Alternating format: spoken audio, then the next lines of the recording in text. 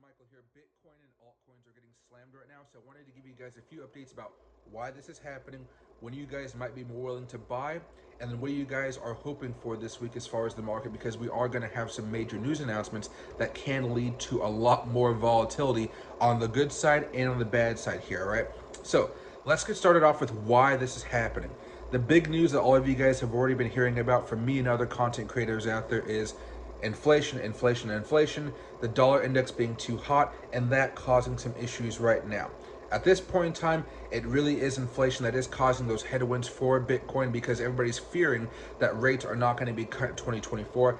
I assume we're going to have two, maybe three rate cuts, most likely two, but I think we are still going to have them. The market is not really pricing that in at this point in time. However, when we do look at the dollar index here, which has been a big factor over the last 24 to 72 hours, guess what? It did break out above that flag that we had been talking about, and that has led it to launch up here. And as the dollar index gets stronger and stronger and stronger, Bitcoin tends to get weaker and weaker and weaker, unfortunately. Now, one of the things that could really get Bitcoin restarted here on a more bullish path, there's two things, but they both involve the dollar index. So I really want you guys to make sure you guys pay attention to the DXY. You guys can find it on TradingView. You want that sucker coming down, not up. The first one is going to be the news that comes out tomorrow about rate hikes from Jerome Powell. I believe that he is not going to raise rates or cut rates. He's going to keep it exactly the same and follow that same motto, higher for longer, and that may lead to the dollar index spiking up a little bit more, leading to Bitcoin coming down a little bit more, unfortunately, guys. Now, that's the bearish news for tomorrow because we already have this priced in where higher for longer is the stance. If he does something surprising and talks about, inflation is a very dovish thing where he says we might actually have more rate cuts than you guys think about, something, in between the weeds that he's talking about, that may lead to the market going up, but that's a huge if. So far, he's been turning a lot more hawkish over the last few months, and that's kind of made people freak out a little bit more, as you guys will know. The markets have been definitely freaking out a little bit more recently here. Now, the good news here, what could really help us out, you guys know Japan is in a financial crisis right now because the yen is absolutely crashing against the dollar. The yen crashing against the dollar has definitely made the dollar value go up higher and higher and higher. But right now, things are getting so bad that the Bank of Japan has just barely started to buy up the earned currency to prop it up. Because remember, we have 5.5, 5.25 interest rates. Japan has 0 to 0.25. They have nothing going on. So as we continue to raise our rates and keep them higher, Japan's, their currency against the dollar has been plummeting down. That's been bad news for Bitcoin because Japan has the third largest economy. Now, the good news here, like I said, Japan has just started to buy up some. They stopped today and we saw what happened. The dollar index continued to go higher. Things were not very good. But if they manage to get into a more serious mindset where they say, if we don't do this, we're going to go to 40-year lows, 50-year lows, new lows against the dollar, which can definitely happen because right now we are currently at 30-year lows against the dollar, or the yen is against the dollar, excuse me. If that happens, they are probably going to be forced to start loading up on their currency, which would cause the dollar index to start to plummet here quite a bit. I'm not talking just $1 or $2, I'm talking about $5 to $7, and that could get Bitcoin booming in a very short amount of time, and that could help out inflation in the United States as well, which could be very good news for a lot of us over here. So if you guys are looking for something that's could happen, that's realistic, you guys are going to be looking on Google or CNBC or Bloomberg or whatever type of news source you guys like, and you guys are going to be keeping up to date about what the Bank of Japan is doing with the yen and their currency.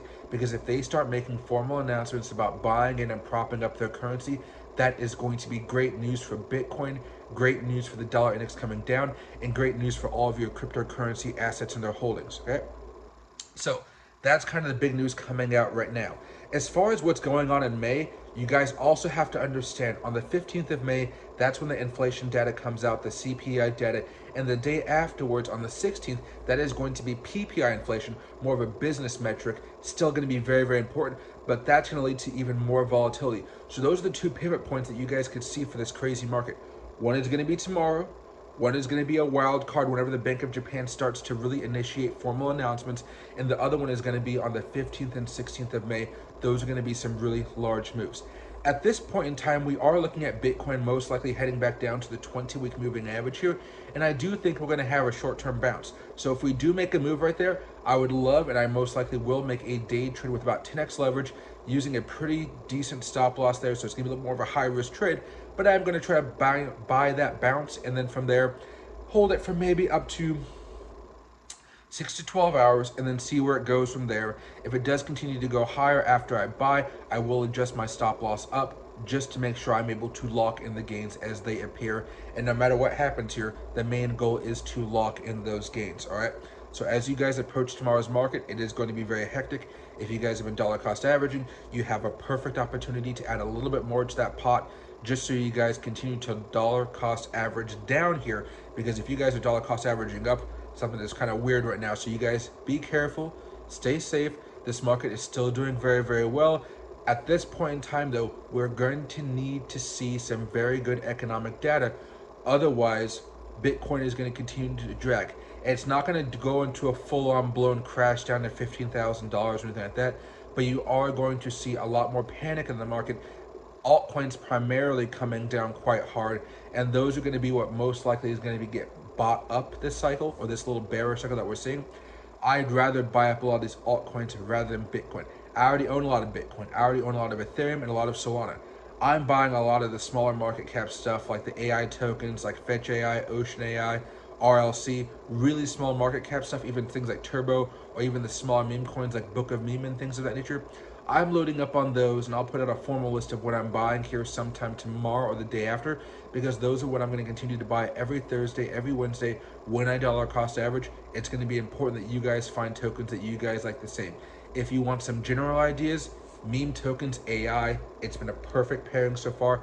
I've really enjoyed those two, but I don't go crazy. I only put a little bit of money in each week. You guys don't have to make these huge, massive weekly trades.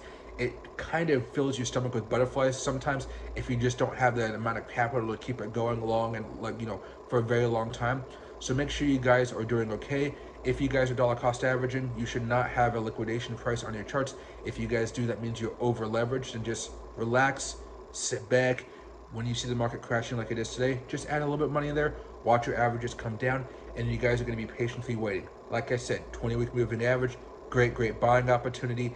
If you guys are looking for something of a swing trade, like I said before, it's just not there for long. It's just not there. I told you guys for the past 2-3 weeks, and if you would have longed and did a swing trade off of that, you would have been stopped out by now. And if you guys aren't stopped out, you guys are in a lot of pain. However, when we do have the opportunity to get bullish and we're going to start swing trading in, I will let you guys know.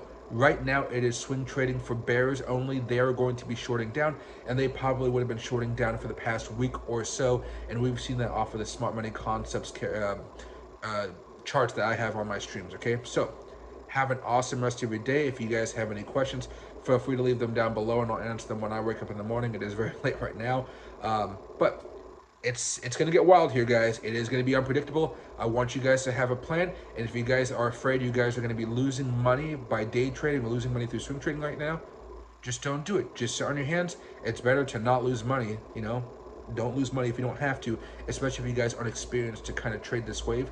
The easiest way to use this to your advantage is to continue dollar cost averaging, or if you guys haven't done that already, this would be a good opportunity to start. And again, a small amount of money is more than you guys need. You guys do not need to go hundreds and hundreds of dollars every week.